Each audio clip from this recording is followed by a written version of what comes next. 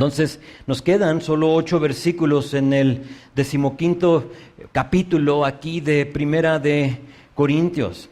Este capítulo, como resumen o trasfondo, ustedes saben, es una defensa de ¿qué? ¿Quién recuerda? Normalmente no hago preguntas, pero hoy quise hacer una pregunta. ¿De qué habla capítulo 15?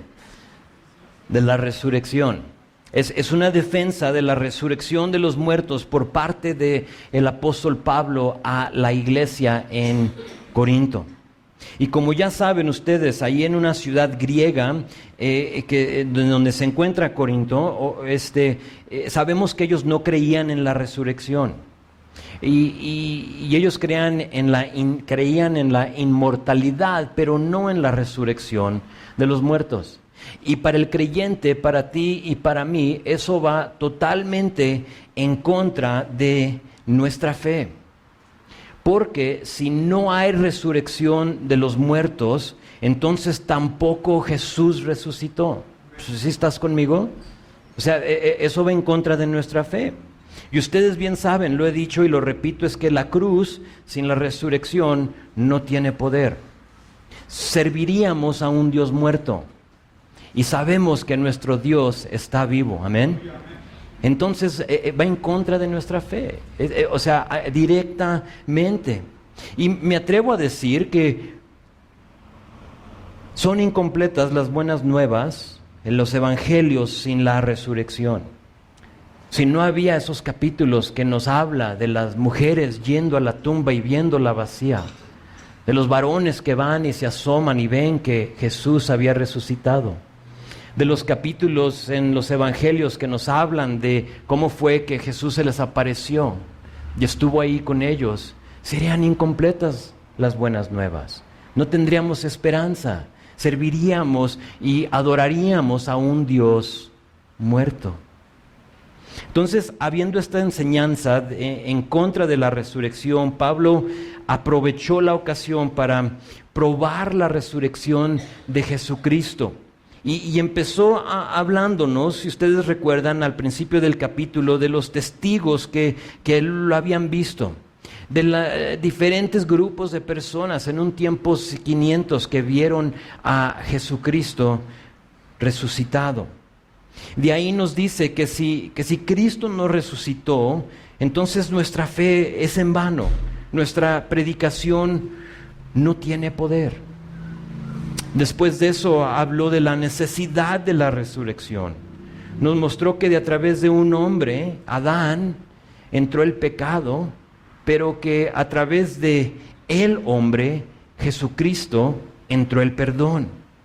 Y luego la semana pasada, si recuerdan, nos enfocamos en la resurrección en cuanto a como a lo tangible, lo palpable, lo perceptible se puede decir. Si recuerdas, Pablo contestó 2 preguntas que tenían y era que ¿con qué cuerpo vendrán? Bueno, si hay resurrección, entonces ¿con qué cuerpo van a venir? Y no solo eso, sino que ¿cómo van a resucitar los muertos? Y sabes, esas son buenas preguntas. Esas son unas preguntas válidas, importantes, necesarias. La resurrección es algo que con nuestra mente finita no lo entendemos al 100. O sea, que no estuvimos ahí, no lo entendemos. Hubo algunos que resucitaron en la Biblia, Lázaro y la hija de Jairo y otros, pero ellos resucitaron y fueron resucitados para morir otra vez. Pero el hecho de que nuestro Dios resucitó para ya jamás morir, eso como que nos explota la mente, es muy difícil para que nosotros lo entendamos. Entonces tenían estas preguntas y porque Pablo sabía la importancia de las respuestas a esas preguntas, vimos la semana pasada de versículo 35 a 50, la respuesta de Pablo, ¿no? Unos ejemplos muy prácticos. Ustedes recuerdan la semilla que muere y es sembrada y que de ahí nace vida y todo lo demás, y fueron prácticas y simples los ejemplos, discúlpame, pero todo eso validó la resurrección. La última cosa que nos queda es hablar directamente de la resurrección del ser humano. Porque la pregunta y la duda era que si resucitaban los muertos. Entonces Pablo aprovecha, habla de la resurrección de nuestro Señor Jesucristo, empieza con lo más importante y luego usa estos últimos versículos para ahora hablar de la resurrección de ti y de mí, del ser humano. ¿Cómo va a pasar? ¿Qué va a pasar? ¿Qué sucedió? ¿Cómo va a ser? ¿Qué son los resultados de la resurrección? Y más allá, ¿qué debe de ser nuestra respuesta a esa resurrección? Eso nos toca ver hoy. Y como título, si tomas notas, espero que sí lo hagas, le vamos a poner hoy Jesús resucitado, agradecido a Él. Jesús resucitado, agradecido a Él. Lo vamos a ver en 3 partes. Lo puedes anotar, versículos 51 a 53, la transformación.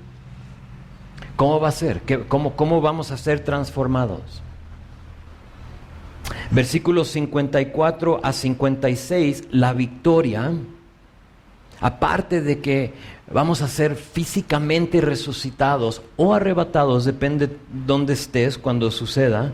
¿Qué más pasó? ¿Qué sucedió cuando Jesús venció la muerte? Y luego versículos 57 a 58, la gratitud, que realmente es la única parte que nos toca a nosotros. Es ser agradecidos por lo que Dios hizo por nosotros. Entonces la transformación, la victoria, la gratitud, y empezamos con la transformación. Dice así, vean conmigo, versículo 51. Dice, he aquí os digo un misterio. No todos dormiremos, pero todos seremos transformados en un momento, en un abrir y cerrar de ojos, a la final trompeta, porque se tocará la trompeta y los muertos serán resucitados incorruptibles y nosotros seremos transformados. Dice que he aquí os digo un misterio. Piensa en esa palabra misterio como algo que no es obvio al entendimiento. Entonces, aunque sea un misterio, algo que no es tan obvio para nosotros, de lo que yo decía, que nos explota la mente el pensar esto, Pablo dice, déjenles digo lo que va a pasar.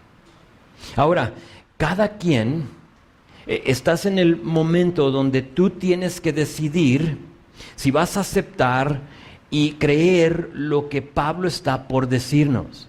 Sí, yo no puedo creer por ti. Yo no puedo convencerte, yo solo puedo decirte lo que dice la palabra y ya tú decides qué vas a hacer con ello. Entonces, estos versículos hablan de la resurrección de los muertos. Nota y fíjate que ya no está el enfoque en Jesucristo, sino que ahora cambia a nosotros. ¿Sí? Vamos a verlo una frase y quizá una palabra a la vez porque está saturado esta porción de la palabra. Dice, no todos dormiremos. Tienen que saber algo. El creyente, el cristiano, la persona que ha puesto su fe y su confianza en Jesucristo, no muere, solo duerme. Solo duerme. No sé si has visto tú, has ido a un funeral y ves a la persona y dices, parece que está durmiendo. ¿Sí? Y eso es. Para el creyente eso es. No estamos muertos, sino que simplemente estamos dormidos. Este no es su fin.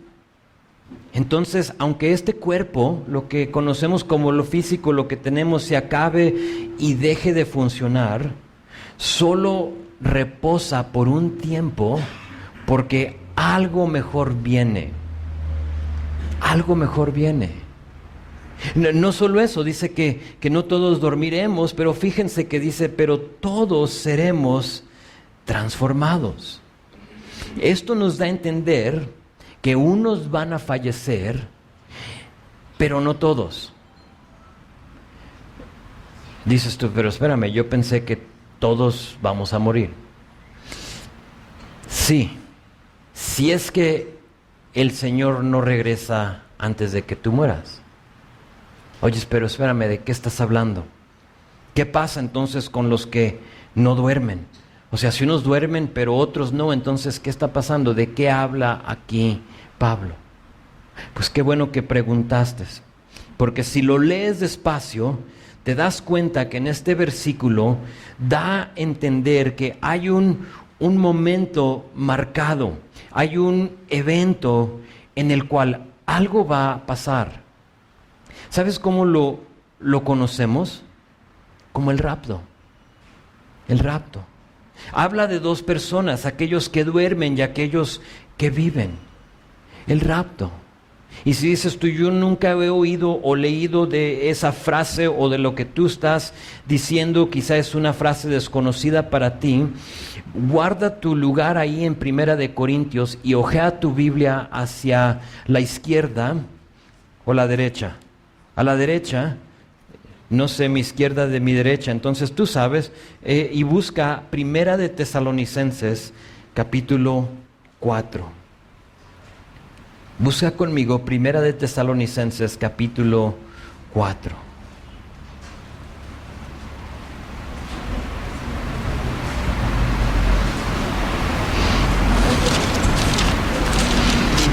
Colosenses, Tesalonicenses.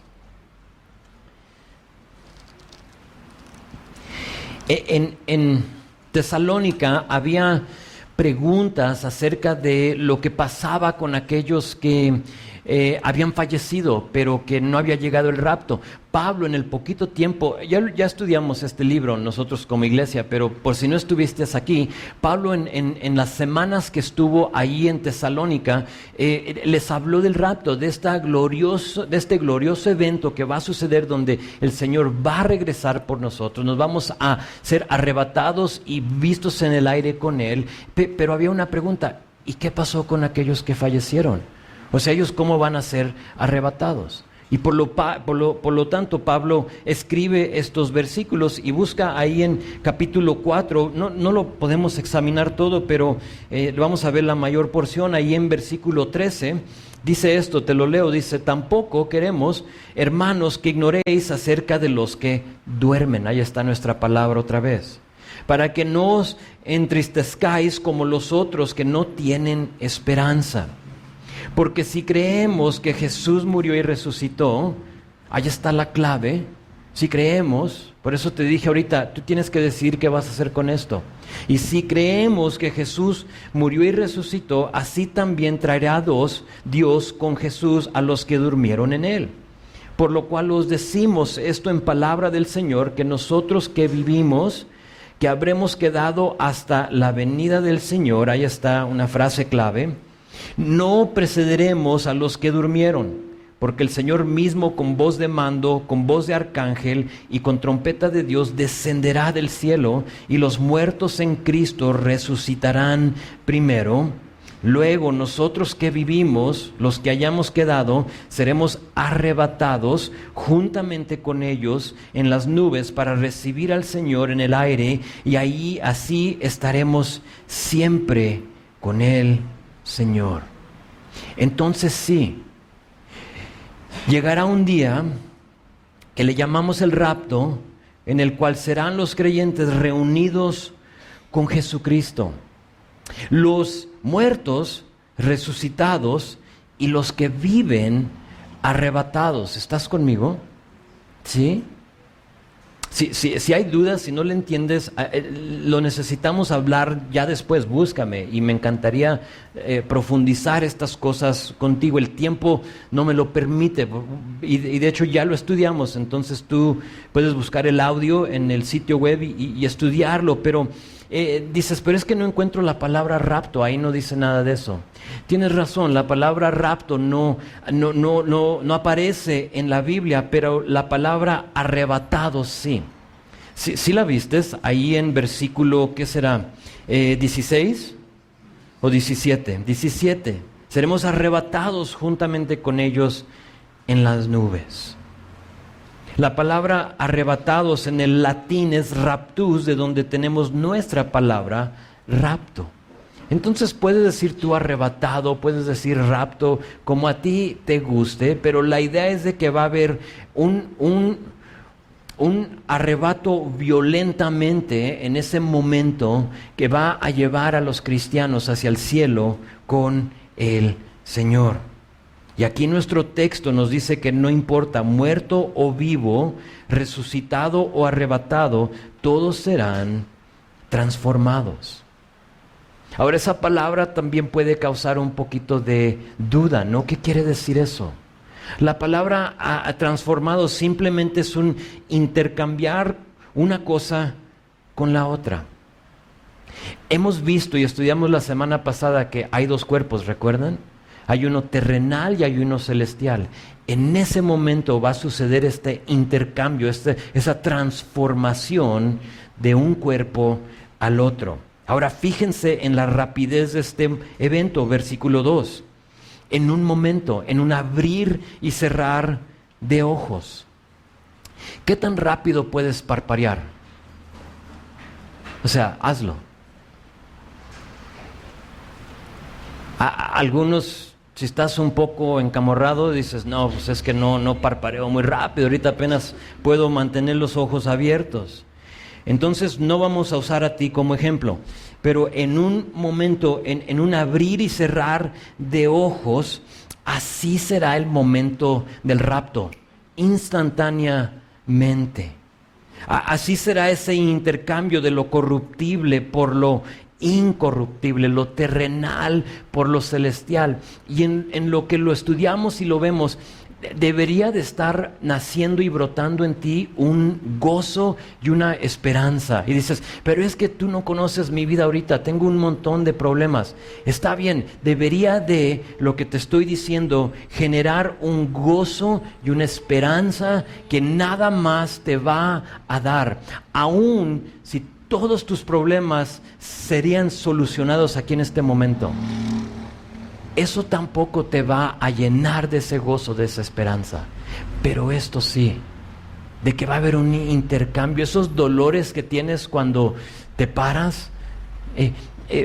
Mi esposa y yo, cuando estamos allí en la casa y vamos bajando, tenemos como 1000 escalones en la casa. Yo siempre sé cuando ella viene y ella sabe cuando yo voy bajando. ¿Por qué? Porque van tronando las rodillas y los tobillos y lo demás. Y es cierto, porque se va acabando y yo estoy listo para recibir ese cuerpo nuevo. Y eso en mí brota un gozo. Señor, no importa qué difícil o qué mal estén las cosas, hoy yo estoy listo para ti. ¿Estás listo tú? O sea, honestamente, hazte la pregunta, ¿estoy listo para ese momento instantáneo cuando Dios va a regresar por mí? Hay algunos que pueden decir, pues ya decidiré en ese momento. No creo. O otros pueden decir, pues disfruto un poco más la vida y aquí y luego decido. O sea, dame un poquito más tiempo, pastor, para hacer pues unas cosas que tengo ahí pendiente. He visto una chica y pues todavía pues tengo la esperanza de casarme con ella, y entonces esto, un chico, un trabajo, un logro, lo que sea, déjalo disfruto y luego decido. Aguas, cuidado con ese tipo de pensamiento. Me puse a pensar en esta frase de el abrir y cerrar de ojos. Y me hice la pregunta yo cuando lo estuve viendo y meditando en ello, me hice la pregunta, ¿por qué se aseguraría Pablo de mencionar la rapidez de este momento? O sea, no nos tuvo que decir, simplemente el hecho de que va a suceder, con eso tengo yo. Pero ¿por qué se aseguró de decir, va a ser en un momento instantáneo? Yo creo, mi opinión es que lo menciona para que tú y yo sepamos que el momento para tomar tu decisión es hoy. Dios sabía, inspirando a Pablo por el Espíritu, Dios sabía que en el 2018 tú ibas a escuchar estas palabras. Y que muy probable entre de nosotros hay una persona que está jugando con su eternidad. Y te quiere decir Dios hoy que va a ser algo instantáneo, va a ser algo así inmediato. Y que tú no tienes el tiempo para decidir mañana o después, sino que el día de salvación es hoy. Hoy tienes que tomar una decisión acerca de tu eternidad. Pablo vivía, también quiero que notes que Pablo aquí en estos versículos se incluye él mismo en el rapto. Dice en verso 51, no todos dormiremos. Dice, todos seremos transformados. 52 dice, nosotros seremos. ¿Sí notaste que se está incluyendo a él mismo? ¿Por qué? Porque Pablo vivía como alguien que tenía la expectativa de que el rapto podía suceder en un parpadear de ojos, en un abrir y cerrar. Pablo, ahora dices tú, sí, pero pues murió. Está bien. Pero vivía su vida de esa manera. Y él no ha arrebatado, él no va a ser de los que vive, pero él va a ser de los que va a ser resucitados. ¿Qué tal tú? ¿Estás viviendo con la expectativa del rapto cada día, en cada momento? ¿O te están ganando a ti las tribulaciones y los problemas cotidianos? ¿Cuál es tu perspectiva? ¿Tienes eso en mente? ¿Estás pensando de que va a llegar el momento, en un abrir y cerrar de ojos, que todo esto se va a acabar? Yo sé que seguido pasamos por cosas muy difíciles y es muy probable que te estoy hablando a ti esta mañana. Hay muchas dificultades en tu vida, hay problemas, hay dolores.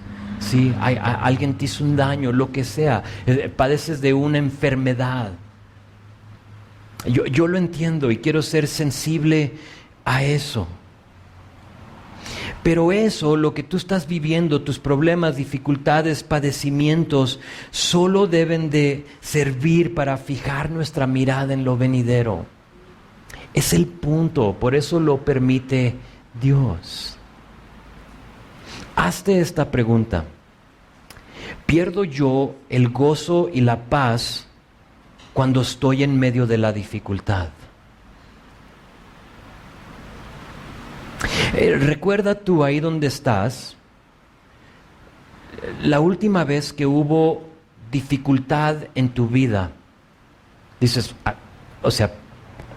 aquí, antes de entrar aquí, ¿pensaste en el rapto? Es muy probable que no. Si somos honestos, yo creo diríamos que no. ¿Pensaste en que todo esto se iba a terminar?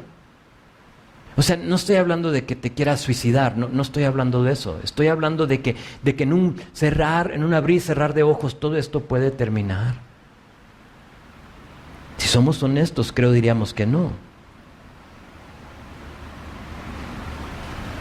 Ahora, no digo que eso, el pensar en tener tu perspectiva en lo venidero, va a eliminar todos tus problemas, pero por lo menos puedes mantener el gozo y la paz en medio de la tribulación.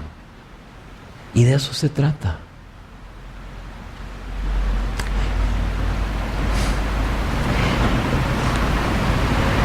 A veces platico con personas y me dicen que están orando por su familia, por sus tíos, seguido en las oraciones que ustedes nos permiten orar con ustedes. Lo veo ahí y veo el corazón de nosotros en querer ver a nuestros queridos llegar a un conocimiento de Dios, ¿verdad? Creo que todos tenemos a familiares o compañeros del trabajo o lo demás que queremos que lleguen al conocimiento de Dios. Y me pongo a pensar en nuestro ejemplo de lo que queremos para ellos. Somos un ejemplo de gozo y paz para aquellas personas por las cuales nosotros estamos orando. O eres una persona que está como en esta montaña rusa de emociones. Hoy bien, y créeme, las redes sociales es como lo que yo uso para... No lo uso, o sea, no como que te estoy buscando, ¿no? Pero cuando veo ahí, veo que hoy está en el monte y mañana, Señor, ya no hay yo qué hacer y ayúdame y mañana, gloria a Dios, todo está bien. Sí, y veo así y sabes, no soy el único. Las personas por las cuales tú estás orando también están viendo eso. Y si tú no puedes mantener el gozo y paz en medio de la tribulación porque tienes una perspectiva eterna, futura, entonces ¿por qué lo van a querer ellos? ¿Para andar igual que tú? O sea, no quiero ofenderte, pero quiero como abrirte los ojos a eso. Ahora, no digo que todo va a ser eliminado, por favor. No es lo que estoy diciendo, pero por lo menos va a haber gozo y paz estable en que Dios está en control. Aquí Pablo está tratando de estimular nuestro modo de pensar. Piensa en lo que dices y lo que haces. Y eso es el punto, por eso estos versículos. Ahora ve versículo 53. Dice, porque es necesario que esto corruptible, estamos hablando de este cuerpo, se vista de incorrupción y esto mortal se vista de inmortalidad. Entonces va a haber un momento donde los muertos serán resucitados, donde va a haber un arrebatamiento de aquellos que todavía existen, todavía viven. ¿Por qué? Porque es necesario que haya esa transformación, ese intercambio. Ahora, yo no sé cómo va a ser. La semana pasada les di unos ejemplos del cuerpo, recuerdan, de Jesucristo, parece ser que cambiaba de forma, nos dice Lucas, ¿sí? En una ocasión parece como que atravesó un muro, ¿sí? Sin tener que abrir la puerta. O sea, yo realmente no sé, pero la Biblia sí nos da como, nos adelanta unas cosas. Y esta semana pensé en una otra cosa que nos dice la Biblia de lo incorruptible que te espera a ti en el cielo. Puedes anotarlo ahí, te lo quiero leer, es Apocalipsis 21. Y dice ahí en Apocalipsis 21, en versículo 3, dice esto. Dice, miren, el hogar de Dios ahora está... deja empiezo. Dice, miren. Dice, el hogar de Dios ahora está entre su pueblo y vivirá con ellos y ellos serán su pueblo. Dios mismo estará con ellos. Él les secará toda lágrima de los ojos y no habrá más muerte, ni tristeza, ni llanto, ni dolor. Dios nos dará un cuerpo incorruptible que ya no va a lagrimear. ¿Cuándo fue la última vez que lloraste?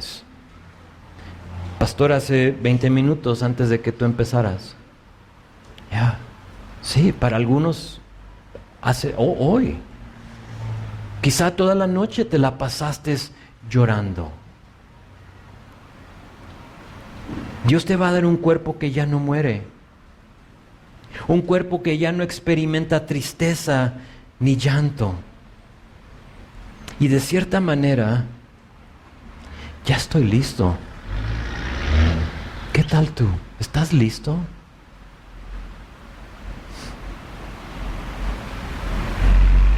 Pero te tengo que decir que la única manera de experimentar esa eternidad con Dios, donde Dios estará contigo por la eternidad, es a través de una relación personal con Jesucristo. Nada más te lo va a brindar.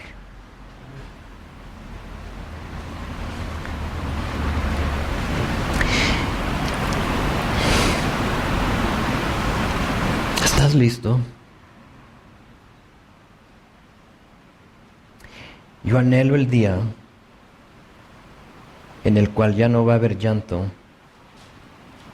en el cual ya no va a haber tristeza ni dolor. Mucha de mi chamba como pastor es tratar de ubicar en la Biblia a los que están sufriendo dolor, tristeza, problemas. Y te tengo que decir que si tu perspectiva está correcta, si tú estás viendo y enfocado en lo venidero, Dios te puede usar hoy, Dios te puede dar gozo, Dios te puede dar paz en medio de la tribulación. Solo es un cambio de perspectiva. Es todo lo que requiere. Ahora, en los próximos versículos nos dice de lo que se ganó cuando Jesucristo resucitó, lo que ha sucedido. No solo es nuestro cuerpo, ya nos dijo cómo va a ser. Cómo vas a ser arrebatado, lo que te espera, lo venidero, lo que te va a dar gozo y paz. Pero algo sucedió en medio de todo eso. Y le puse como esa división, versículos 54 y 56, la victoria. Verso 54 dice: y cuando esto corruptible se haya vestido de incorrupción, y esto mortal se haya vestido de inmortalidad, entonces se cumplirá la palabra que está escrita: sorbida es la muerte en victoria. Sorbida, esa palabra significa devorada o destruida es la muerte. Te tengo que decir que la muerte no tiene ningún poder sobre ti porque Jesucristo ya la venció. No tiene ningún poder. No tienes que tenerle miedo a la muerte. No tienes por qué. Yo siempre he dicho, si algún día yo padezco de una enfermedad así terminal, que me digan, te quedan 3 meses. Ahorita, en este momento, ahora todavía no me lo dicen, ¿verdad? Espero que nunca me lo digan. Pero en este momento yo conozco suficiente de la palabra y creo lo que me dice la palabra, que siento yo que yo no temería la muerte. Que yo diría: Señor, tú lo permitiste, o sea, tú me lo diste, lo permitiste. Si tú no querías que yo padezca de esto, lo hubieras eliminado. ¿Qué tal tú? ¿Te da miedo el morir? ¿Sabes que mucha gente vive así, con un temor a la muerte? Aquí nos dice que se llegará el día en el cual nos vamos a despojar de esto corruptible, de lo que se enferma, de lo que truenan los huesos, lo demás, y nos vamos a vestir de lo celestial. ¿Sabes para qué? Para jamás morir. Eso te debe de dar una sonrisa. Amén. Dijo el apóstol Pablo: para mí el vivir es Cristo y el morir es ganancia. Pablo no le tenía miedo a la muerte. Está bien. Fui diseñado para una eternidad con el Señor. Entonces, esto solo sucedió por el pecado que entró con Adán y con Eva, esta muerte. Tú no fuiste diseñado para morir. Pero entra el pecado y por lo tanto entra la muerte, pero hay una eternidad. Y Dios se aseguró de eso por medio de su Hijo Jesucristo. Quizá para ti es primera vez que has escuchado eso. Ojalá, espero, mi oración es que eso marque y cambie tu vida hoy por siempre. No se trata de religión. No se trata de Calvary, no se trata de lo que tú digas: yo soy esto, yo soy lo otro. Se trata de lo que Jesucristo hizo por ti. Eso es ser un cristiano. Fíjense verso 55. ¿Dónde está, oh muerte, tu aguijón? ¿Dónde, oh sepulcro, tu victoria? Ahora, tu opinión de la muerte depende de quién le hagas caso. Aquí me dice que ¿dónde está, oh muerte, tu aguijón? ¿Dónde, sepulcro, tu victoria? A mí me dice aquí que ya fue vencida, que ya no existe. Pero ¿sabías que hay algunos psicólogos y otros que dicen, y no tengo que nombrarlos porque son personas que a lo mejor tú vas a reconocer, pero hay personas muy respetadas, pero totalmente equivocadas, que dicen que no hay remedio para la muerte? No hay remedio, o sea, pasa y aguanta y pues así sucede. Pero aquí Pablo nos dice lo contrario. Nos dice que la muerte ya no tiene aguijón, que ya no hay sepulcro. No tiene poder sobre ti. En un tiempo la muerte tenía ese aguijón, tenía la capacidad de herir. Piensa en un alacrán. Creo que todos, si lo digo, me entiendes. Piensa en el aguijón que tiene. Piensa en una picadura de un alacrán. Y sé que aquí tenemos alacranes, pero en Durango tienen alacranes. ¿Sí? Vivimos en Durango un tiempo. Recuerdo una vez en una reunión de varones, estamos ahí en la iglesia, eran las 9:30 de la noche, y estamos así platicando 3, 4 varones, y veo que viene un hermanito por este lado, y doy la vuelta solo para encontrarme con un alacrán de este tamaño aquí, con el aguijón ya listo. Y creo que hasta me puse pálido, de torpe, le hice así, y se quedó ahí. Y dije, ay, y mi amigo Pastor Jay agarró su teléfono y me lo hizo al suelo y lo pisamos como 100 veces, asegurarnos que ya no me iba a atormentar. Pero me entró un temor. Este es un alacrán de Durango. El de aquí duele, ¿no? O sea, si te han picado, duelen, pero no matan. Bueno, quizás si se vino de Durango, sí. Pero en Durango, sin antiveneno no la vas a librar. En el Hospital General recuerdo ir a visitar a gente ahí y tienen todo un salón, toda una área de antiveneno.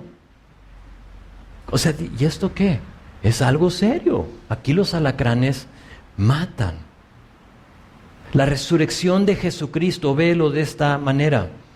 La resurrección de Jesucristo fue el antiveneno que venció el poder de la muerte. La muerte es un alacrán de Guanajuato y no de Durango. No tiene poder. ¿Duele? Pues sí. Depende cómo mueres, ¿no? Pero no tiene poder.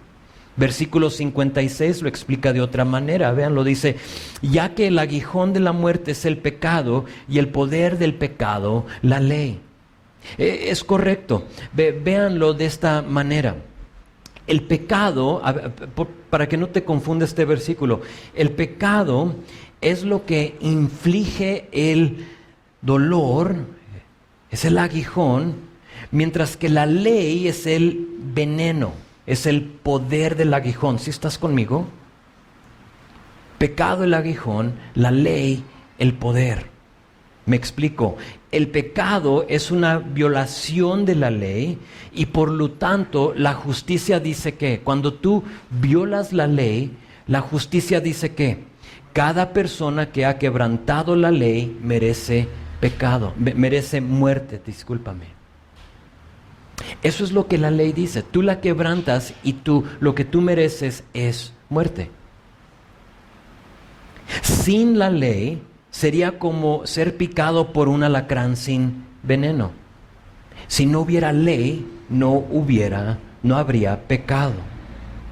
Dijo un pastor, es la ley que une el pecado a la conciencia del hombre. Lo acusa, lo declara culpable, lo maldice, lo condena a muerte por ella. Entonces es muy simple. Hay un aguijón, pero hay algo que le da poder a ese aguijón, y esa es la ley. Y cuando tú quebrantas la ley, mereces el veneno que va a infligir ese aguijón. Pero Jesucristo venció la muerte. Entonces es un alacrán que pica, pero no mata. Entonces empezamos con pecado. Ese pecado es una transgresión de la ley y por lo tanto lo justo es muerte. Pero aquí dice que todo eso fue destruido por algo. ¿Qué destruyó la muerte? Versículo 57, la última división, la gratitud. Más gracias sean dadas a Dios, que nos da la victoria por medio de nuestro Señor Jesucristo. Jesús resucitado, agradecido a Él. Voy a dejar que la Biblia nos explique un poquito más de lo que está sucediendo aquí. Voy a usar 2 versículos, voy a usar el libro de Romanos, los puedes anotar tú ahí y después leerlos, yo te los voy a leer. Dice esto, Romanos 3:23. Todos han pecado y están privados o destituidos, probablemente dice tu palabra, de la gloria de Dios. Todos han pecado y están privados de la gloria de Dios. No lo mereces. Veneno, o sea, quebrantamos la ley. Merecemos justicia. Todos han pecado. Es decir, hay una infracción, el pecado, y eso nos prohíbe recibir el cuerpo celestial del cual habla versículo 54. Hay algo que te impide. ¿Sí? Ahora, si tú has puesto tu fe y confianza en el Señor, entonces, gloria a Dios, regocíjate en eso.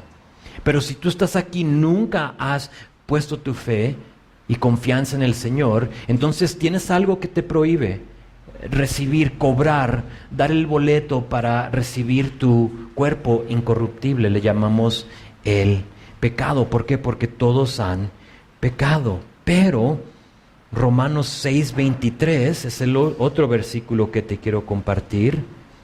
Dice que la paga, o ve tú la paga como el aguijón, el veneno, ¿sí? La paga que deja el pecado es la muerte, pero el regalo que Dios da es la vida eterna por medio de Cristo Jesús, nuestro Señor.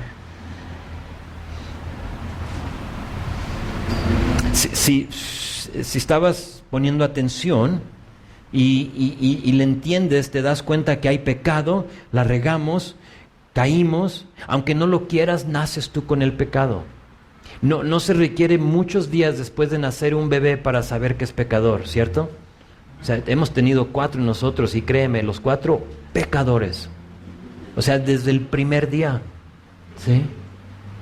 Pero está bien porque hay una solución. Y la paga del pecado es el regalo que Dios nos dio, que es vida eterna por medio de Jesucristo. Y por lo tanto le podemos preguntar a la muerte ya sin miedo, pero preguntarle, hey, ¿dónde está tu aguijón? ¿Sí?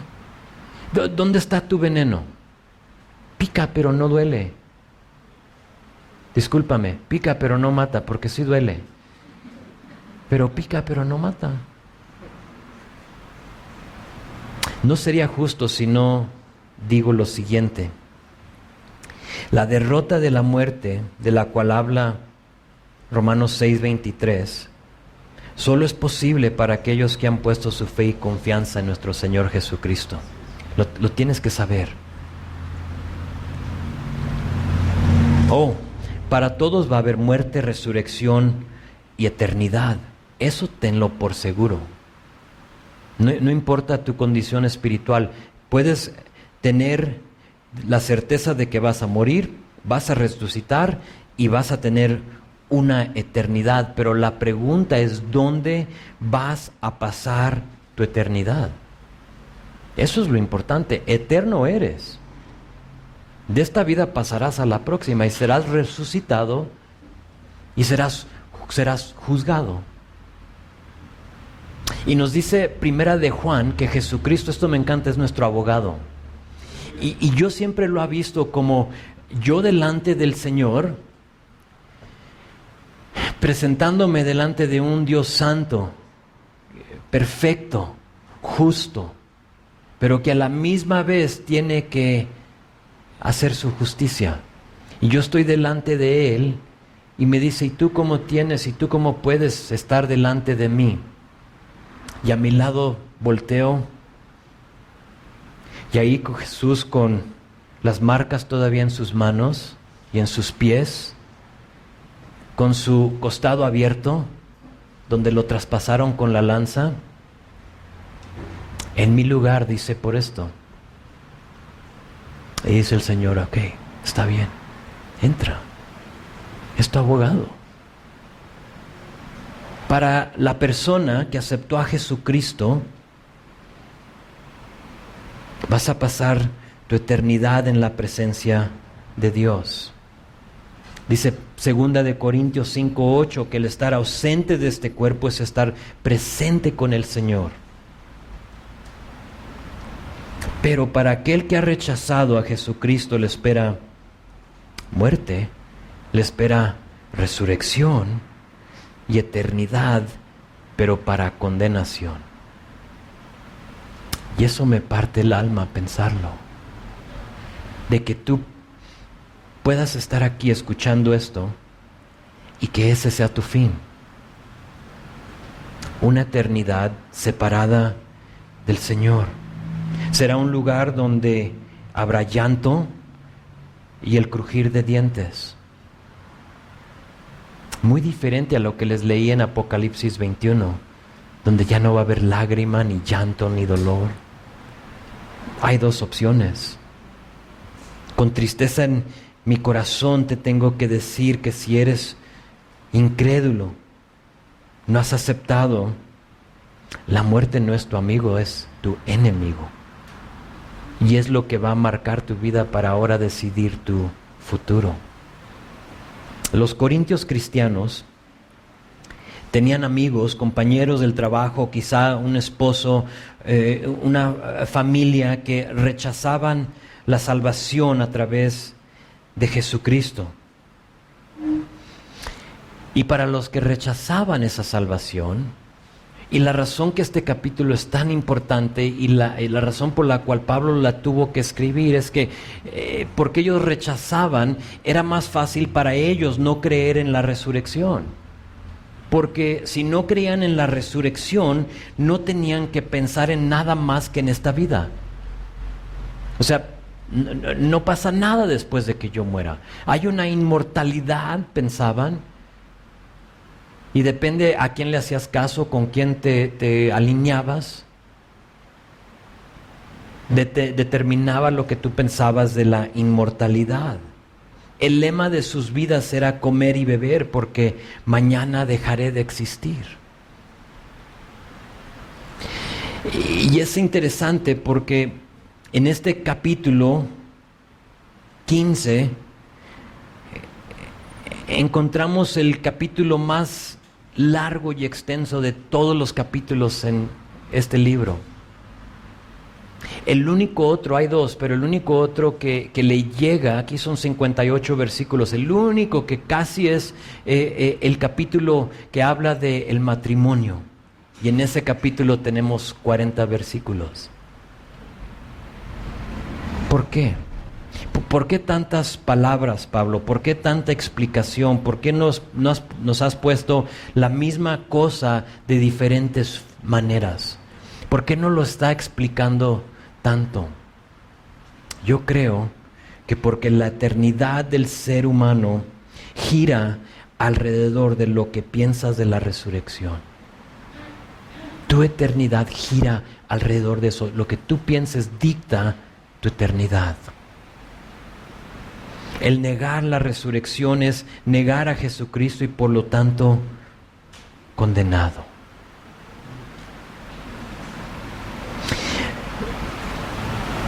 Pablo concluye este capítulo con un último versículo de ánimo.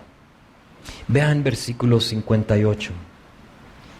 Dice: así que, hermanos míos, amados, estad firmes y constantes, creciendo en la obra del Señor siempre, sabiendo que vuestro trabajo en el Señor no es en vano. Nuestra salvación, el perdón de nuestro pecado, es totalmente gratuito. La palabra lo llama como un regalo o una dádiva. Sí, entiendes, ¿no? Que no hay nada que tú puedas hacer. Da a entender que a nosotros no nos corresponde nada más que recibirlo. Si alguien te da un regalo, simplemente te corresponde dar gracias, ¿no? O sea, no vas a pagar por él. Ahora, sabiendo eso, versículo 58 nos habla de dos cosas que tú y yo podemos hacer en respuesta a lo que se nos dio. No te lo puedes ganar. Tu salvación no es un premio de feria. Tú sabes, ¿no? Tienen los balones de básquet y tienen el aro que no está así perfecto, sino que parece un guarache, ¿sí? Entonces te dicen, ven, paga los 100 pesos, te damos 3 oportunidades, y tú ahí estás tratando, y si logras, no sé cómo, tiene que ser como un tiro perfecto, entra en la canasta y te ganas un premio. Tu salvación no es eso. No es algo que tú puedas decir, ¿cuánto?